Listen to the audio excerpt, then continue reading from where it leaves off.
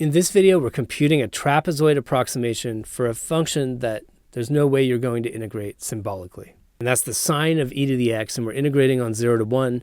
We want to use an n equals 1,000 trapezoid sum. In other words, we're slicing into 1,000 trapezoids. Any attempt to show 1,000 trapezoids in the little picture of this function is just going to look like continuous shading. So I'm going to exaggerate the size of the first trapezoid. And the starting point here is what we normally call x0. The next cut point is going to be very close to x0, and again, I'm exaggerating it, and that'll be x1. And then to create a trapezoid, we connect these 2 points where the height on the left is f of x0, the height on the right is f of x1. And when we average those two heights and then multiply it by the width of the trapezoid, which we call delta x here, that gives us the area of the trapezoid. So what we're doing in the problem is trying to set up, using summation notation, the sum of all the areas of the trapezoids, all 1,000 of those trapezoids, as we go all the way from x0 to the final point, which we normally call xn, n steps to the right, and that happens to be 1 in this problem, the upper limit of integration. And things are laid out in a nice step-by-step form here. So in part A, we're asked for the subinterval width as a decimal. So we simply take the width of our interval, which is 1. Formally here, I could say 1 minus 0.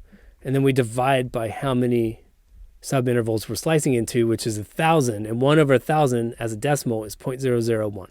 In part B, we want the ith cut point in terms of I. So I want to express, if I've taken I steps to the right, what is the x value at that point? And in general, that's always the starting point plus I steps to the right. So x naught plus I delta x. But x naught is 0 here. It just happens to be the lower limit of integration. So I end up with I times delta x, which is 0.001 I. In part C, we're asked to express the sum approximating the integral in terms of xi minus 1, and delta x. In other words, we're still trying to stay general. We're going to sub in the details of our function in part D. So this is a way of just sort of easing the transition into the final answer. And if I look at the area of my first trapezoid, that's why I wanted a picture of it. I want f of x naught plus f of x1 divided by 2. That's the average of the two heights, and then I want to multiply that by delta x. So we need to make sure that our sum is starting in the right place, and that picture is going to help us decide where our index I should begin. All right, so I have the average of two heights where I have f of xi, and then the cut point before that was xi minus 1, so I have f of xi minus 1. I take the arithmetic mean of those two things and I get the average height of the trapezoid. I multiply by delta x. Now I have the area of the trapezoid, but I need to make sure my I is starting in the right place in order to start with this first trapezoid that's in the picture. So what I need for that trapezoid is an x1 and an x0. And this means I'm going to start with I equals 1. That gives me f of x1 and f of x1 minus 1, or f of x0. So it's starting correctly. And then I need to have 1,000 of these things. So I must be terminating the sum at I equals 1,000. And just to check my end point real quick, my last cut point is x1,000, 1,000 steps to the right of the starting point. The one before that is x999. And again, these trapezoids are greatly exaggerated, but I'm going to connect these 2 points with a straight line. I've got the area of a trapezoid there.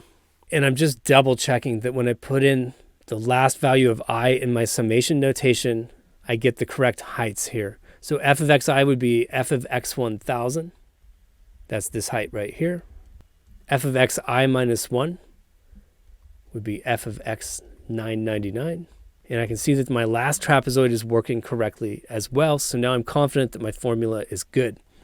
So in part D, we're finally going to put this all into a form that we can put into a piece of technology. So I want to write xi minus 1, and delta x in terms of I. And we've done all the prep work on this. I have delta x up here is 0.001. Xi is 0.001 I. I'll go ahead and throw in an extra note here. This means that xi minus 1 is 0.001 times I minus 1. And our function f of x is the sine of e to the x. So we can throw all this stuff into the sum. So f of xi is the sine of e to the xi, but xi is 0.001 I. F of xi minus 1, well, I just replaced the x in my formula with xi minus 1, which is 0.001 times the quantity I minus 1. And then I still have to multiply by delta x, which is 0.001. And I'm going to sum all of these terms as I go from I equals 1 to 1,000. So this is now ready to plug into a computer algebra system or a calculator that's capable of computing sums. I'm using wxMaxima for this. It's a free open source computer algebra system. And one thing that's going to simplify things a little bit is to just pull the constants out in front. So I have a 1/2 and a 0.001 common to every term inside the sum. That could be written as 0.0005. And we can factor it out in front of the sum before we write the sum in Maxima. So there's our sum input into Maxima. And I have the 0.0005 out in front, multiplying this sum. And a couple things to note inside the sum, %E is the special symbol for E in Maxima. We've got a ton of parentheses, so you have to be careful about having those things nested correctly. And then I take the sum as I goes from 1 to 1,000. Now, Maxima may attempt to do an exact symbolic solution to this instead of a decimal approximation. So we're going to force a decimal approximation by putting the word float out in front. And then we hit Shift-Enter to get our approximation. So we were asked to round to the thousandths place, and I get 0.875. And the last thing I want to do here is just verify that Maxima's built-in numerical integration routines get the same answer. And that'll give me a high degree of confidence that I've set the whole sum up correctly. So the way we do this in Maxima is we use a command called quadqag. And the function we're integrating here is the sine of e to the x. Remember, e is %e. And I'm integrating as x goes from 0 to 1. And then we have to pick the algorithm number. Any number between 1 and 6 tells you the algorithm number that quadqag is going to use. And these are all incredibly precise, way beyond what we're even interested in. It doesn't matter which one you pick, but just to mix it up, I'm choosing number 4 today. Hit Shift-Enter. And I get the same decimal approximation. I lost my original sum up here, so I'm going to hit Shift-Enter again. I just want to count how many decimal points our trapezoid approximation was good to. And it looks like we differ in the millionths place. And now that we can see our trapezoid sum agrees with the numerical integral in Maxima, we have a high degree of confidence we've got the right answer, and we're done with the problem.